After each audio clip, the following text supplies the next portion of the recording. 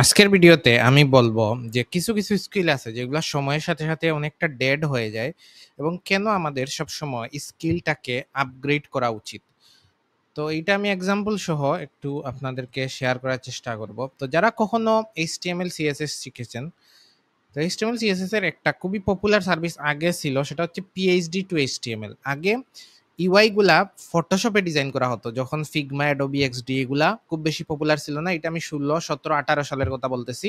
এরপর XD popular হয় আর 20-এর পর থেকে 19-এর পর থেকে ফিগমা এখন ইউআই এর জন্য একেবারে মার্কেটের টপ প্লেয়ার। অ্যাডোবি এক্সডিও সম্ভবত আছে বা ক্লোজড হয়ে গেছে এরকম একটা সিচুয়েশনে।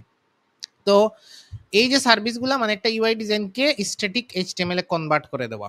তো আপনি যদি এই ডিজাইনগুলাতে আসেন, মানে এই কিওয়ার্ড লিখে যদি আপনি ফাইবারে সার্চ দেন, তো কোনো সার্ভিসের বর্তমান ডিমান্ডটা কীরকম বা মার্কেট প্লেসে কীরকম সেটা বোঝার একটা উপায় হচ্ছে সেইটার যে মেইন কিওয়ার্ড ওইটা লিখে আমরা ফাইবারে যদি সার্চ দিব, সার্চ দেওয়ার পর এগুলো হচ্ছে ফাইবার চয়েস, এদের কথা বাদ দিতে হবে কারণ এদেরকে ফাইবার চুজ করে। এরপর এরা হচ্ছে অর্গানিক ভাবে এরা তাদের রিভিউ দিয়ে তাদের কাজ দিয়ে এখানে র্যাঙ্ক করছে। এদের রিভিউ এর পরিমাণ দেখেন, যারা প্রথমে থাকবে 768, 381, 413, 48 এইরকম। মানে আপনি খুব বেশি কমও পাবেন, বেশিও পাবেন, এরকম চলবে। তো এই গিগগুলা যদি আপনি ওপেন করে দেখেন, যারা সার্চ দেওয়ার পর প্রথম রোতে আছে, যেমন আদনান খান, ওনার গিগ যদি আপনি দেখেন, 0 রিভিউ ইন কিউ, মানে কোনো রিভিউ নাই, পেন্ডিং এ কোনো রিভিউ নাই। এর মধ্যে উনার কিওয়ার্ডে কিন্তু PhD, Figma two HTML, react এইগুলা ছাড়াও ফিগমা টু এফ্লো এগুলাও ইনক্লুড করা, মানে উনি মাল্টিপল কিওয়ার্ড একই সাথে টার্গেট করতেছে। তারপরে পরেও উনার 0 কিউইতে। এরপর আমরা এইটাতে যাই, এইটাতেও দেখেন 327টা রিভিউ থাকার পরও এইটা মূলত শুধু ফিগমা টু এইচটিএমএল এইগুলা এখানে কভার করা। এইটাতে কিন্তু কাজের, এইটাতে এখনো কোনো কিউই নাই। এবং মোস্ট রিসেন্ট যদি আপনি রিভিউ দেখেন, রিভিউ ভালোই আছে, 2 উইকস, 3 ডেজ, 2 ডেজ। বাট যেটা আমি বুঝাতে চাচ্ছি যে এরা রিভিউ এখানে র্যাঙ্ক করার পরও সেই তুলনায় হাইপ নাই। যেমন এই 691 রিভিউ গিগেও যদি আমি ক্লিক করি, এইটাতেও দেখেন কিউইতে কোনো অর্ডার নাই।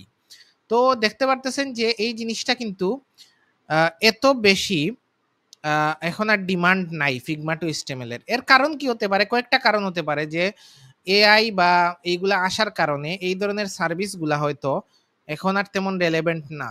আরেকটা পয়েন্ট হচ্ছে এখন মানুষ স্ট্যাটিক ওয়েবসাইট তৈরি করতে চায় না।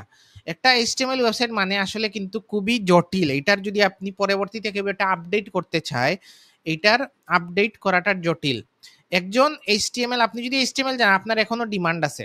কিন্তু এখন এটার সাথে মাল্টিপল স্কিল লাগে। যেমন কেউ যদি এইচটিএমএল জানে তাহলে সে ওয়ার্ডপ্রেস ডেভেলপমেন্ট শিখতে পারে, শপিফাই ডেভেলপমেন্ট শিখতে পারে, কারণ ওইখানেও থিম ডেভেলপ করতে আগে এটাকে এইচটিএমএল এ কনভার্ট করতে হয়, রেসপন্সিভ ওয়েবসাইটে এইচটিএমএল সিএসএস জাভাস্ক্রিপ্ট দিয়ে এরপর থিমে কনভার্ট করতে হয়। কিন্তু জাস্ট এই সার্ভিসটা হয়তো অনেকেই এখন কম চায়, কারণ অনেকে হয়তো ওয়েবসাইটগুলা ওয়ার্ডপ্রেসে ডেভেলপ করে, সিএমএস গুলোতে ডেভেলপ করে, কারণ এগুলো এডিট করা ইন ফিউচার ইজি। তো একই উদাহরণ আপনাকে আমি বর্তমান সময়ের সব থেকে হাইপড সেটা হচ্ছে ফিগমা টু ফ্রেমার। ফ্রেমার যে সিএমএস, এটার একটা গাইডলাইন ভিডিও আমার চ্যানেলে আছে, ওইটা আমি ভিডিওতে নিচে লিঙ্ক করে দিব, কার্ডে দেখতে পারেন। সো সেই ফিগমা টু ফ্রেমার লিখে যদি আপনি এখন সার্চ দেন, দিয়ে যদি এই প্রথম যারা আছে এইটাতে ক্লিক করেন, দেখেন এদের কিউইতে কি আছে, কোনো কিউইতে কোনো অর্ডার নাই। ঠিক আছে, কিউইতে 3টা অর্ডার। ঠিক আছে, দেখেন 3টা অর্ডার, কিউইতে 3টা অর্ডার এবং একটা মিনিমাম কত, $100 হচ্ছে মিনিমাম প্রাইস। ঠিক আছে, আরেকজন দেখলাম শাহিদ হাসান নাকি বাংলাদেশি এক ভাই, ওনার কিউইতে আছে 11টা অর্ডার, মিনিমাম প্রাইস হচ্ছে $150। এখন আরেকটা পয়েন্ট বলি যে আপনি শিখলেন আর গিগ করলে ফাইবারে প্রথম পেজে চলে আসবেন এইরকমও বিষয় না। এই ফাইবারে গিগ র্যাঙ্কিং এর মাল্টিপল ফ্যাক্টর আছে। প্রথমে নিউবি হিসাবে এখানে র্যাঙ্ক করাটা কঠিন। আমি জাস্ট আমার এই কাজের ডিমান্ডের কথাটা বলতেছি। যদি আপনি কাজ শিখে র্যাঙ্কও করেন তারপরেও ফিগমা টু এইচটিএমএল এর যারা আছে এরা এখন কাজ পাবে না বা কাজ পাওয়ার রেশিওটা খুবই কম। সেইখানে এই যারা এইচটিএমএল সিএসএস গুলা ভালো জানে, ওনারা কিন্তু খুব সহজে ফ্রেমারের মতো একটা সিএমএস শিখে তাদের এই স্কিলটাকে এই ফ্রেমারে কনভার্ট করতে পারে। এবং যেহেতু ওনারা ফাইবারে অলরেডি কাজ করে, ওনাদের ক্লায়েন্ট কমিউনিকেশন এই জিনিসগুলো অলরেডি জানা আছে, ফাইবারের অনেক জিনিস ওনারা জানে, ওনারা শুধু অন্য একটা স্কিল শিখে এটাতে সুইচ করতে পারবে খুব ইজিলি। তো তো এইখানে যদি আপনি যেকোনো গিগগুলা খুলেন যারা প্রথম রোতে 10-12 এর মধ্যে আছে, এদের কিউইতে আপনি যে পরিমাণ অর্ডার দেখতেছেন সেটা কিন্তু ফিগমা টু ফ্রেমারে নাই। ঠিক কিভাবে? একই এক্সাম্পল যদি আমরা ফিগমা টু এলিমেন্টর দেই, যেটা ওয়ার্ডপ্রেসের page builder, Figma to Elementor এইটাও খুবই ডিমান্ডেবল স্কিল এবং বর্তমানে যেহেতু ওয়ার্ডপ্রেস সবথেকে পপুলার, বাট কিন্তু এটাতে সার্ভিস প্রোভাইডার অনেক বেশি থাকবে। তো আমি ফাইবার চয়েস বাদ দিচ্ছি। ফাইবার চয়েস তারা দেখেন 5টা কিউই প্রথম রোর এদেরই দেখি, 6টা কিউইতে আছে, তারপর আছে এটাতে নাই কিউই, তারপর এটাতে যাই এই প্রো সেলার এরও আসলে কেউ 2টা কিউই, ওমার ওকে ওয়ান এক কিউইতে একটা, ওয়াইজ আহমেদ কিউইতে 4টা টপ রেটেড, তারপর এইটা 2টা কিউ। সো এরকম তাদের পেন্ডিং অর্ডার অনেক বেশি। ফিগমা টু এইচটিএমএল এই স্কিলের তুলনায় ফিগমা টু ফ্রেমার বলেন, ফিগমা টু এলিমেন্টর বলেন, যেগুলা মানুষ এখন বেশি প্রিফার করে একটা স্ট্যাটিক ওয়েবসাইট থেকে, একটা স্ট্যাটিক ওয়েবসাইট সে বানালো সেটাকে এইচটিএমএল এ কনভার্ট করার থেকে ওয়ার্ডপ্রেস এলিমেন্টরে কনভার্ট করাটা কি বেটার একটা বিজনেস পার্সপেক্টিভ থেকে। কিন্তু এখন এইচটিএমএল এর প্রয়োজন আছে, এইচটিএমএল এর যে প্রয়োজন নাই সেটা আমি বলতেছি না, কিন্তু ট্রেন্ড অনুযায়ী, মার্কেটের ট্রেন্ড অনুযায়ী একটা জিনিসের ডিমান্ড কিন্তু সবসময় আপ ডাউন হয়।